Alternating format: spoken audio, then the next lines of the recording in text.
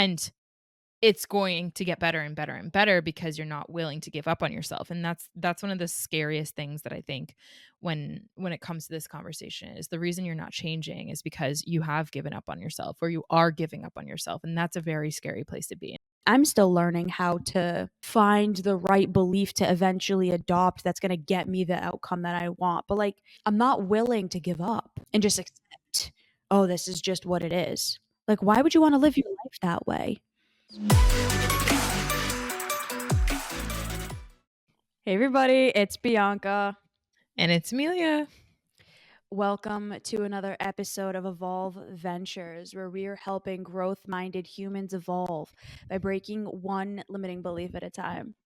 We hope you enjoyed the last episode, number 306, How to Not Get Walked Over.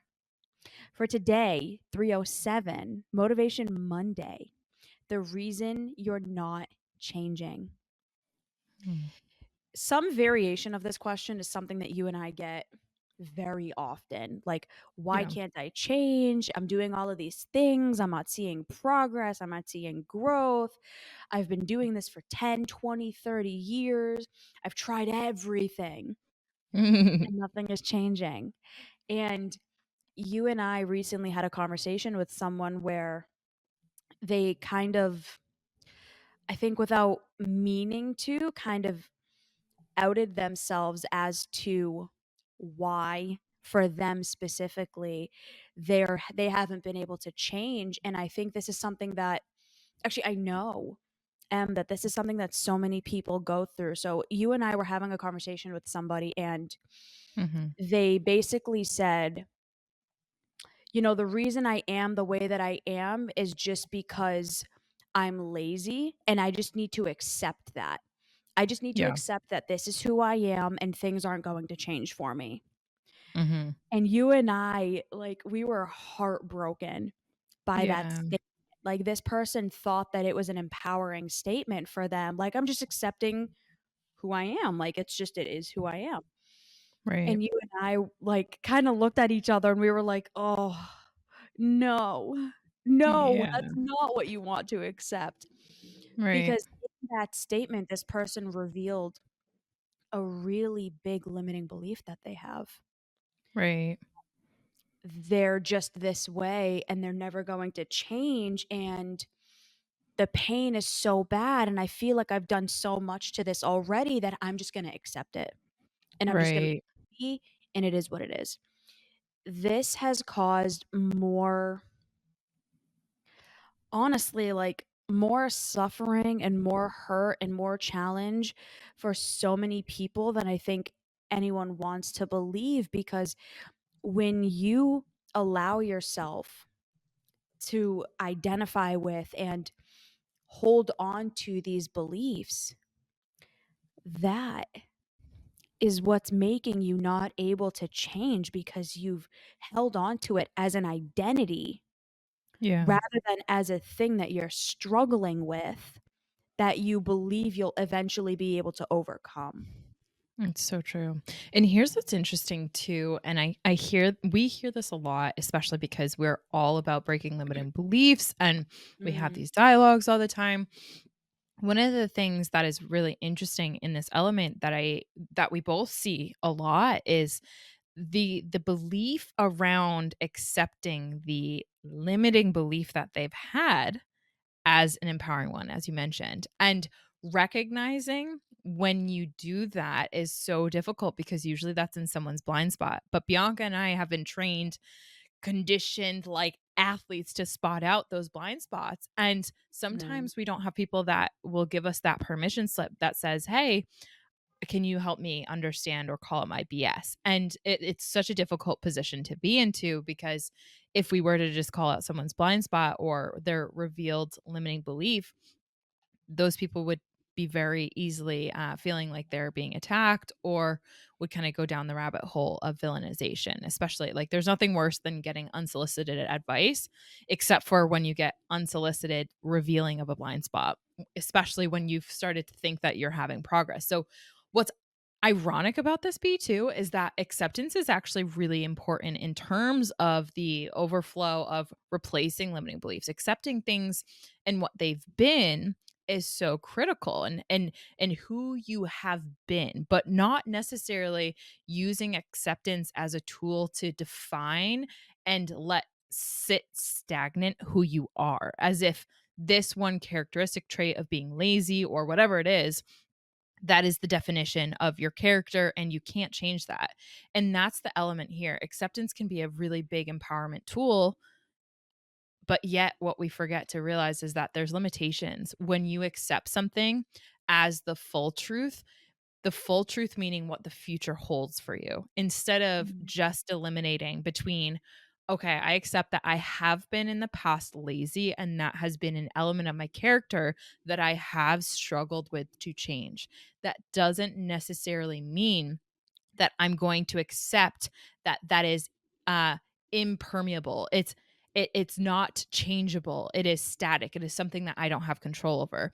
And the people who can accept the fact that maybe in the totality of their past and the evidence that they have, they've been this way, but that doesn't mean that that's always going to be the case. That's where the of change can actually happen. So the reason why a lot of people don't actually change boils down to they might actually think that they're changing and telling them themselves this narrative that they're changing because I've accepted this about myself and this is who I am and this is always who I'm going to be.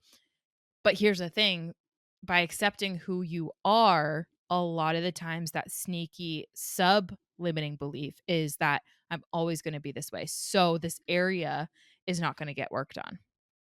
Well, I mean, you got to think about this too. Is that belief going to empower you to actually try new things to get what it is that you want? Yeah. This person just accepting that they're lazy, no, it is not going to help you feel empowered to keep trying new things to eventually get to the place that you want to go. It's hurting you, and we've seen it hurt this person. This is someone that Yeah. we care about very much, and it's like, I just wanna, like, shake you, but also just, like, hold you and, like, in the most loving way and just be like, "This is not gonna serve you. Right. Believing this and identifying with this is not going to help you. I know it feels like accepting this feels good, and, like, yeah, maybe because it gives you 3 seconds where you're like, "Okay, ugh, I don't have to worry about this anymore." But what happens in a couple minutes after that when all of those same limiting beliefs and all of those negative thoughts start to pop up? That belief isn't going that acceptance isn't going to take that away. Truth. The reason you're not changing is because you're trying to accept beliefs that aren't actually serving you to get to where you want to go. So, for Mhm. example, with my back, I've been dealing with back issues for 12 years now. It's been Mhm. insane. And if I adopted the belief that, you know what, I'm just going to be someone who lives with back pain the rest of my life, Right. like, it sounds empowering, right? Like, I'm just going to overcome this, I'm going to endure it. But Yeah. the result is I still have back pain. I live And my you're life. not gonna get activated to go and change anything. Well, that's what I'm saying. So, like, I'm just going to end up living my life with pain. That's not a way to live. So what Yeah. I've done instead is I have nonstop looked for something, whatever the next thing is that's gonna help me. And there's a Mhm. level of acceptance in that. So like this morning when I woke up and my back was killing me, I'm like, "Oh my God. Okay, my back hurts right now." Right. But then I immediately went into, okay, what do I need to do? So I took a couple of ibuprofen. I went in the shower to loosen my spine up a little bit. And Mhm. then I went on with my day. But if I said, "I'm gonna be someone who lives with back pain the rest of my life," and I was like, "Yep, this is it," that doesn't actually get me to the place where I'm not in pain anymore, and that's Right. what I want. Yeah. So, what are the things that you're just accepting? Because it's easier to accept it than it is to actually try to work on it and to Right. find a better solution for it. Now, this ties in very much to an episode that you and I did. I don't remember the exact name of it, but it was like how to know when to keep going or something like Mhm. that, where we talked about that principle of not giving up until you find the answer, Yeah. you kind of also have to adopt that belief as well, that if you put in enough effort, you'll eventually find the answer. Right. It's not easy. I still struggle with it. It's not easy. I still have a lot of limiting beliefs that I'm still learning how to find the right belief to eventually adopt that's going to get me the outcome that I want. But like I'm not willing to stop trying. I'm not willing to give up and just Yeah. accept, oh, this is just what it is. Like, why would you want to live Right. your life that way? Yeah, I've had conversations with people around this, and to answer that question, why would you wanna live your life that way? Because it's a lot easier, there's less resistance. Because if you actually do accept that, you don't have the resistance of having this level of accountability that you have to, pretty much hold yourself to improve or to alleviate the challenging or Yeah. challenging moments or the, self-disappointment that you experience or the s- disrespecting moments that you experience towards yourself. Like it's a lot easier to just relieve yourself from that, the guilt that might come, the shame that might come in that acceptance, rather than it is to actually put in the continuous effort where you might have all signs pointing to this isn't going to change anything. But it's strictly that kind of principle of over time, though, you will eventually, keyword is eventually, see results. And so many people don't really adopt that belief system, that belief structure, and so acceptance Mm, usually ends up becoming the easy go-to. And so, for a lot of people, when they're not changing, it's because of a belief that's actually limiting that they're seeing as empowering, or there's something about their character and identity that they have solidified within who they are, and just by the simple state of not being able to separate identity, character, and behaviors, they're just mm, totally embodying and not giving a little bit of wiggle room for them to actually put in a little bit more effort to allow the resistance be a natural process of their evolution. So like for example, with you be like you accepted that you've experienced pain up until this moment and even up until the literally very moment of you experiencing it now, you held the duality that that's not something that you want in your future, and with that it is worth it for you to go through the resistance of whatever it is that's ahead of you that's going to take action to try to change things. I can't tell you how many conversations you and I have had where you've had physical therapy and it's been far more painful to go through those physical therapy of helping your back. It's been even more pain through what the physical therapist is helping you to do to try to eventually alleviate that pain.